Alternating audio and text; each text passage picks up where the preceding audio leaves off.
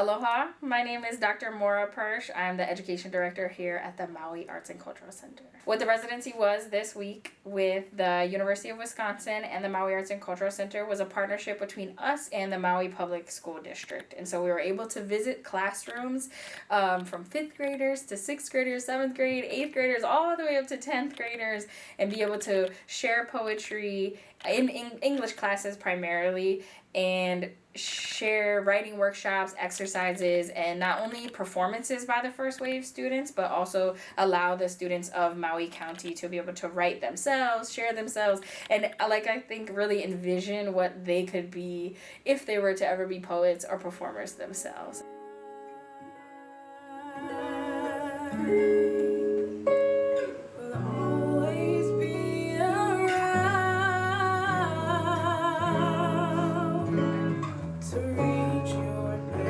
First thing I want to say is I'm feeling very grateful for the invite to be in this space, to be on this island. It wasn't that many years ago I was in high school, but just like that time is just such a precious time, and whenever I get to engage in that space, and we got to engage with freshmen today, it's just very beautiful because there's a lot of nuances and intricacies during that time period, and it's something I know as you grow up you always remember your high school years.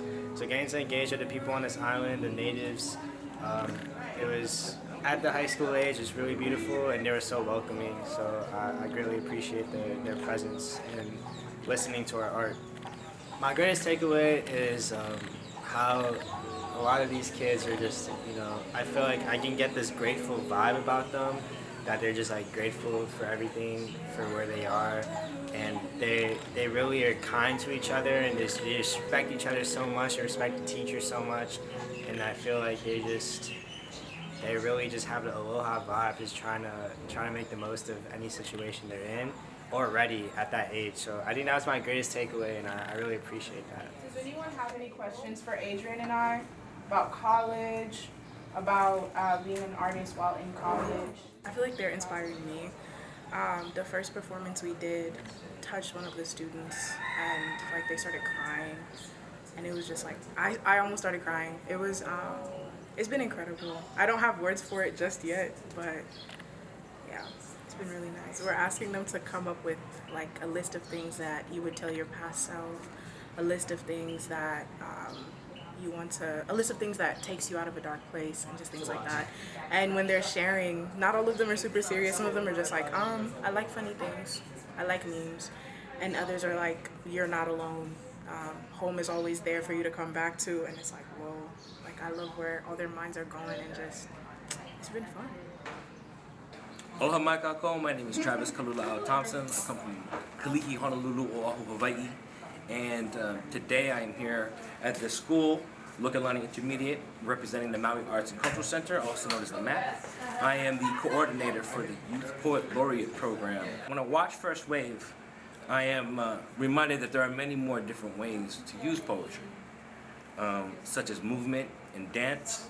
And as uninhibited as I may seem when I'm on a stage or a microphone or in front of a classroom in terms of my own confidence, I am always nervous to move, and I'm very self-conscious about my body and the way it looks when it's moving, and I think I'm just inspired to try and use all of my tools to tell stories, and it's something I hope to try and practice and become more comfortable with.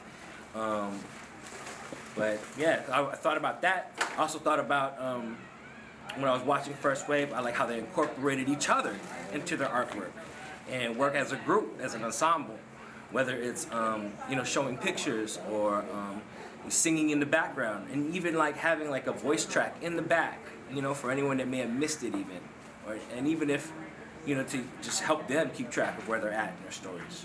So I thought that was really fresh, and I really appreciated also too the writing workshops that came out of their performances that tried to again help young people to tell their stories. From my own personal experience, K through 12 was a lot of hearing other people's stories, learning about other people's history, not even necessarily Hawaiian history. I feel like the Youth Poet Laureate program allows young people the opportunity to find their voice and then hopefully use their voice. and to validate their existence, especially for previously marginalized communities or communities that are continue to be marginalized daily. I believe in the power of story. I believe that stories are everything, and I want to try and share that with as many young people, old people as possible. Let's do a different one, all right? And this time we're going to do it as a group, a full group. Hello, I'm Mark H. I am a director, performer, and a professor of directing and acting at the University of Wisconsin-Madison.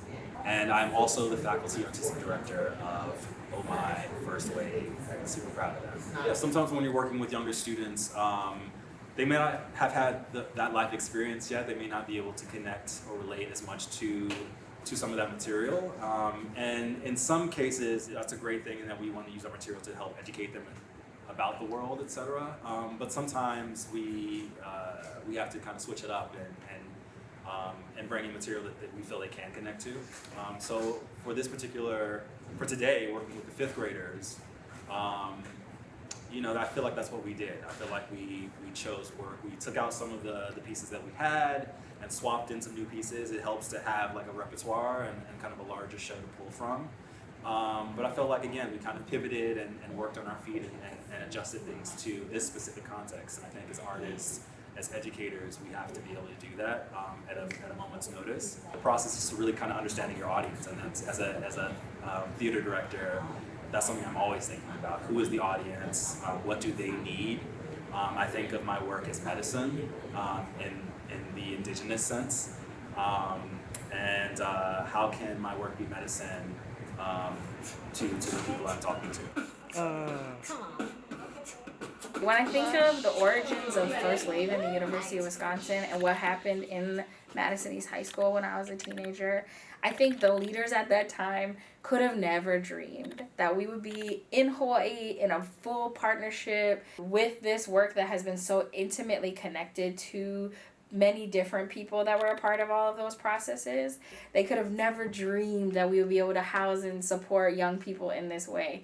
This is a testament to the leaders of both of these institutions and the visions they were able to hold and the faith that they were able to have, that these small sparks of moments were able to carry us to these really incredible places.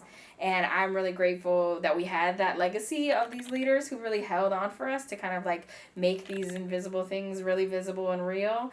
And I'm really excited about what does the future really hold for us. And if this is the track record of the last 20 years, then who's to say what the next 20 or 40 or 60 or 100 years could be. And so I'm really grateful to you all for being here for that.